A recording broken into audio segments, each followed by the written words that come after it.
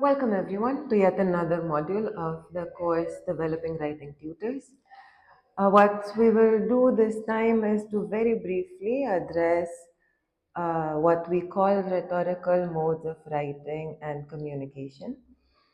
These are ways in which we engage the audience or the reader by either trying to get them to visualize something or getting them to be persuaded by an argument or a claim we want to make, or by getting them to follow the sequence and the logic, the causality of a process that we're trying to describe to them, or simply by telling them a story and wanting them to imagine the sequence of the narrative that we're talking to them about. But before going into each one of the rhetorical modes that will come in handy for us in designing our assignments for our students and in explaining to them what strategies they might find useful for different kinds of engagements that they will have, we need to first see whether architects and designers and urban planners actually make use of this. We need to be convinced that this is something that we need to work on. I want to start with one of my favorite texts, and I actually suggest to you that when you do this in class, you start with texts that are close to your heart also. The text I'm talking about is on your list of things that you could read if you want to. I hope you do. It is called The Crumple and the Scrape, Two Architecture Textures in the Mode of Queer Gender, written by a phenomenal, according to me, writer called Lucas Crawford in March 2020. I want to begin with this and to remind you, if you've already read it, of how the text begins. What it says to us is, if anyone wants an origin story for the queer gender of my weird girlhood, they need only to imagine my bedroom carpet, which is unexpected, right? There were three bedrooms in our split level house in rural Nova Scotia, one with beige carpet for my parents, a smaller one with deep pink carpet for my older sister, and another small room with blue hued turf for me. Though this part of Canada remains economically depressed, the house we moved into had been designed with the expectations of the aspirational suburbs. Two children, a daughter and a son, were foreseen by someone.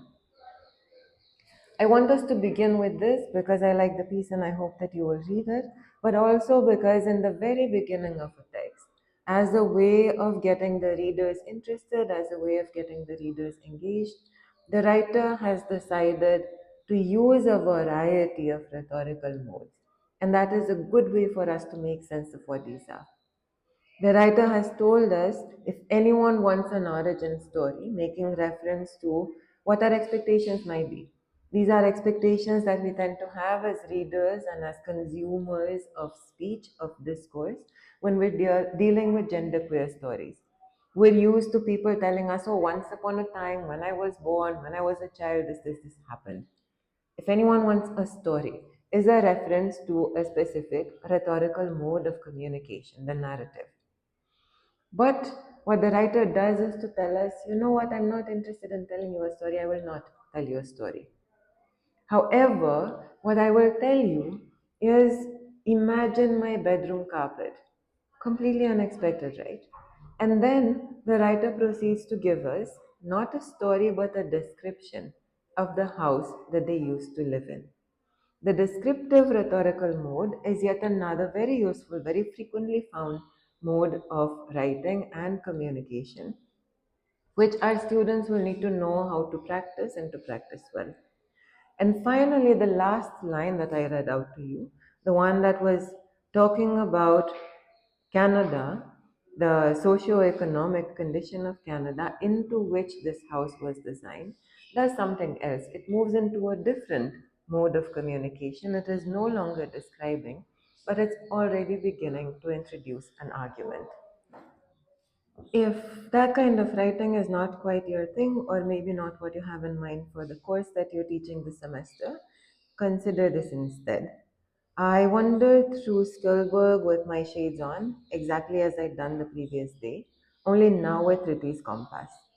My mission to locate and reconfigure spatial logistics for two houses that exist on the same parallel geoscographerential, even though physically they stand two districts apart, was becoming even more mysterious. Number 96 in the Skillberg concerned number 32 in Sit Mohali. I had the precise calculations, but the landscape was not responding properly. Triti's compass, I was convinced, was to help me succeed where the day before I had failed. Isolating the northwest side where number 96 purportedly lay. On my first attempt, I couldn't find it. Now, if you think of this text, which is a text written by Renee Gladman, if you haven't recognized it yet, you'll notice that it's a very different style, it's a very different way of talking to its audience, or talking to its readership than the previous one. It is not a text that's trying to persuade you of something, it's not describing things to you in a way that allows you to imagine every detail. But what it wants you to do instead is follow the steps of the narrator. It is a text that is, in fact, narrative. It gives you things that are happening. This text could lead anywhere. If you want to know where this one leads, please go ahead and read the book. But this is another form of writing and another form of presentation that we might want to encourage our students to practice. This holds true for students of architecture, and this text does have a background in architecture. Just like texts like Italo Calvino's Invisible Cities do, but they take this visualization, this idea of architecture to a whole new creative level. And that's something that we want to engage with from time to time.